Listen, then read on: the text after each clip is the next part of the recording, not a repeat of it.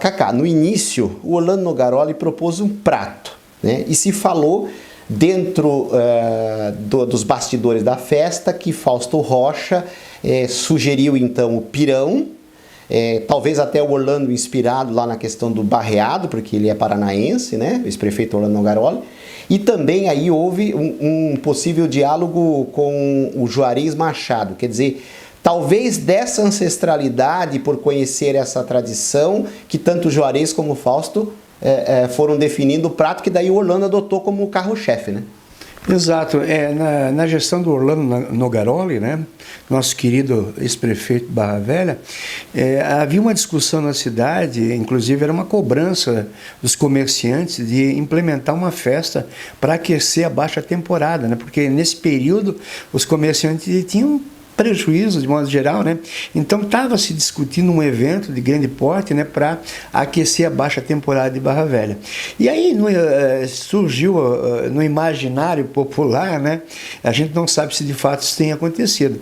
Me parece que o Juarez Machado e o Fausto Rocha, que você inclusive agora citou que são... Pelo menos é um episódio falado desde 1997, né? Exato, desde a época, né? Falado que os dois se encontraram aqui, né? Aqui em Barra Velha, lembrando que o Juarez Machado passou a infância dele em Barra Velha, ele tem uma relação forte com a cidade, e também o Fausto Rocha, né? Todos os dois, inclusive primos, né? Me parece, e teriam se encontrado naquele período, e o Juarez Machado teria sugerido ao Fausto Rocha que esse evento, né, poderia se chamar a Festa Nacional do Pirão, porque a cidade tinha uma relação muito forte com esse prato da culinária local, né?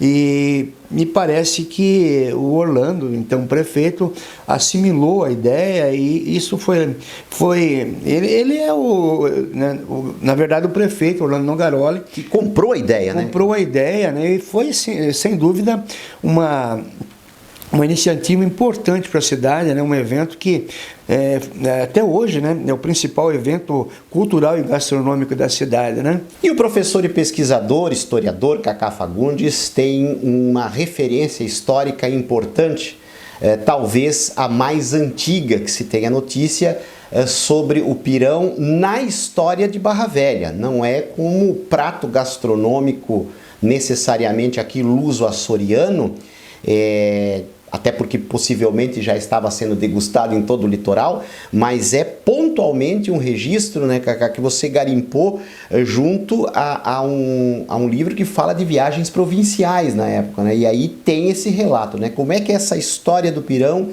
quem citou ele pela primeira vez nesses registros que tu conseguiu garimpar na sua pesquisa e que está também no seu livro, né? Então, boa tarde aos ouvintes da Rádio Mar Azul. É importante falar sobre o pirão e dizer que, na verdade, o pirão, quem domesticou a mandioca foram os índios, né? Os índios Guarani. Então, o pirão foi inventado pelos povos indígenas e, na verdade, esse encontro de civilizações, os brancos, com os brancos, veio o refino da farinha, né?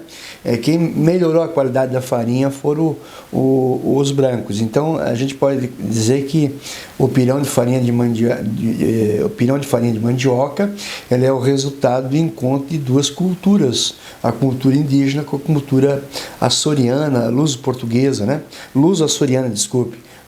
Porque europeus não conheciam nem mandioca nem milho, né, Cacá? Não, a mandioca é natural do Brasil, né? E foram os índios guaranis que domesticaram, né? E descobriram, na verdade, o pirão, né? A farinha da mandioca. E isso é importante colocar também. E a respeito do que você falou, nós temos um registro aqui de 1858 de um viajante que passou por Barra Velha, o Robert Avé Lalamy. Ele é um médico do Hospital de Misericórdia do Rio de Janeiro. Em 1858 ele fez algumas viagens pelo interior do Brasil, e numa dessas viagens ele pernoitou em Barra Velha.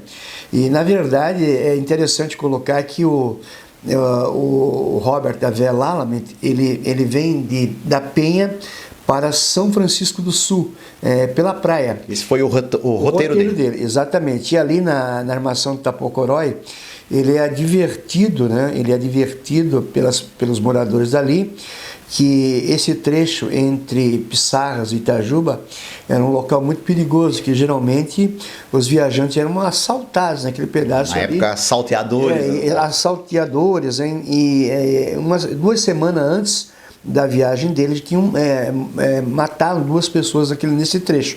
Então ele é advertido para... E ele coloca que, a contento, o viajante tem que andar com a pistola à mostra, né? É uma citação do livro. E ele vai chegar na vila de Barra Velha por volta das 9 horas da noite, cansado, né? E ele vai encontrar com dificuldade um local para pousar, para pernoitar, e ele encontrou aí um abrigo na casa de um pescador. Cansado como estava, né, ele dormiu em esteira de piqui, e à noite o pescador serviu para ele uma janta, na verdade peixe frito com pirão de farinha de mandioca. E ele disse que era excelente, né? Ele comeu com bastante... Ele falou que era uma iguaria da província de Santa Catarina. Isso nós estamos falando de 164 anos atrás, Cacá. Exatamente, em 1858, né? Nesse momento em que ele pernoitou na cidade, né? Então é um pequeno registro do Robert Lalamet, né? Mas é um registro importante que mostra que a cidade tem toda uma relação, de fato, com o pirão branco de farinha de mandioca, né? Que depois se expressa, né, Cacá, em outros modos de fazer, na própria culinária típica local, mas que, e eu acredito que você tem esse estudo também, essa pesquisa, o saudoso Hélio Ramos Alvim falou em 55 tipos. Exato, muitos tipos de pirão de farinha de mandioca, né? O nosso tradicional branco, a gente não vê assim como um prato da culinária nos restaurantes, é mais uma coisa doméstica, né? Mas a gente conhece bem o verdadeiro pirão branco de farinha de mandioca, é feito com ensopado de camarão, com peixe frito, né? A cambira, né? A cambira, que é o peixe seco assado ou frito, né? É muito degustado com pirão branco de farinha de mandioca, a carne seca, enfim, a linguiça, né? Lembrando aí da famosa, do pirão do Mede lá, o famoso pirão do nosso amigo Mede lá, que é excelente. E aí vai se aprimorando o prato, inclusive com o caldo se dá o sabor, como é o caso da própria linguiça, como é o caso do peixe, que aí se utiliza para o caldo. A carne seca também, né? Os índios, né? Aí voltando, né? Os índios, a invenção do pirão se dá a partir do momento que eles começam a acrescentar a farinha no caldo de peixe, né? Então o pirão nasce, propriamente dito, dessa forma, né? Mas é uma iguaria, com certeza, que tem muito a ver com a nossa cultura local, né? De início, houve uma resistência com relação ao prato, talvez por ele ser o prato do pescador, por ele ser o prato popular. E aí a gente tem também esse registro de uma certa resistência que hoje não tem mais razão de ser, né, Cacá? Porque nós estamos aí quase 25 anos da festa e acredito que isso já foi superado, né? Com toda certeza, né? Eu lembro que na época houve, sim, de fato, nesse momento em que está havendo essa discussão na cidade sobre o nome da festa, né, do evento, havia muita resistência, porque num primeiro momento o pirão era algo que nós deveríamos esconder, né? Não ficava bem a gente mostrar para as pessoas que visitavam Barra Velha que a gente comia pirão, né? Que é uma comida, havia um entendimento que era uma coisa depreciativa, né?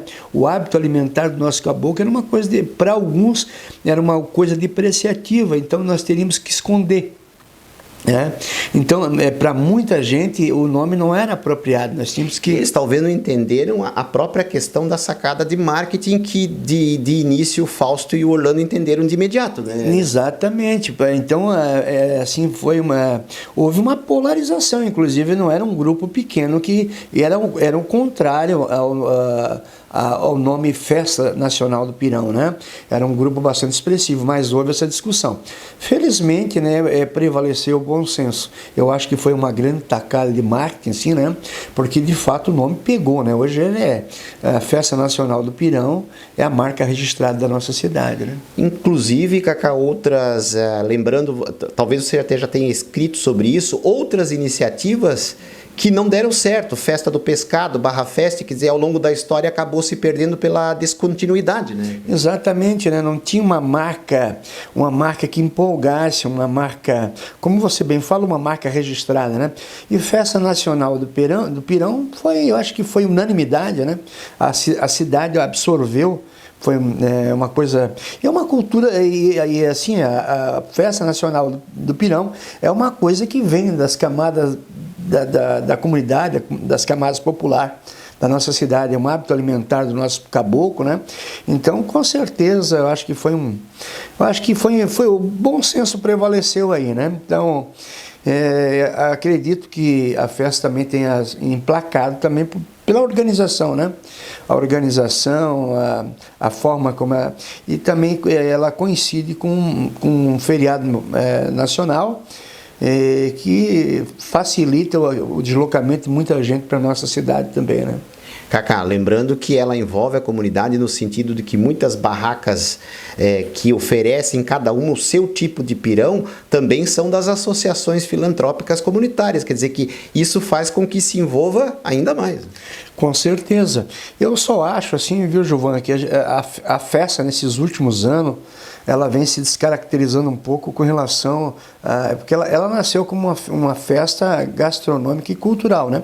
Então ela vem perdendo um pouco isso, né? Então a gente tem que pensar melhor na organização dessa festa e acredito também que essa questão do local apropriado para a festa, né? Aquele espaço, demanda, né? Aquele espaço onde tem sido realizado nesses últimos anos, no meu ponto de vista, não é um local adequado para fazer essa festa. Nós temos que ter um centro de eventos, né, um local mais apropriado para a organização dessa festa, né, e priorizar mais a questão gastronômica e cultural. Esse é o meu entendimento. Essa aqui é uma crítica construtiva, né? Esse ano também eu quero até deixar esse registro, parabenizar o prefeito aí pela iniciativa. Eu achei que a organização estava boa, né, mas a gente tem que procurar melhorar cada ano, né? Interessante, Cacá, alguns esforços. Eu ia te perguntar justamente sobre prefeito Douglas e gestão. Alguns esforços pontuais. Vai sair mercado do peixe, está sendo preparado, está sendo construído.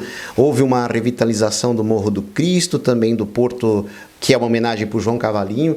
E como você observou lá, a dona Mariquinha Rodrigues e a dona Deja foram homenageadas pelo prefeito lá na banca de limpeza de pescado. Quer dizer, tem um olhar agora, parece que um pouco mais voltado a essa tradição que acaba não ficando só no pirão, né? Fica na pesca, fica na tainha, fica no colorido dos barcos ali, que também são uma tradição muito antiga. Exatamente, né? Aquele ali, eu acho que o Porto de Pesca Central é um dos principais pontos turísticos da nossa cidade e as pessoas se deslocam ali para ver aquelas... Ainda nós temos ali canoas feitas de um pau só, que é uma raridade hoje no litoral de Santa Catarina, né? Nós temos ali as fileteiras, né? Aquelas mulheres ali limpando o peixe, que é uma atração à parte, né? A Néia, todas as outras que estão ali, fantástico aquele trabalho diário deles.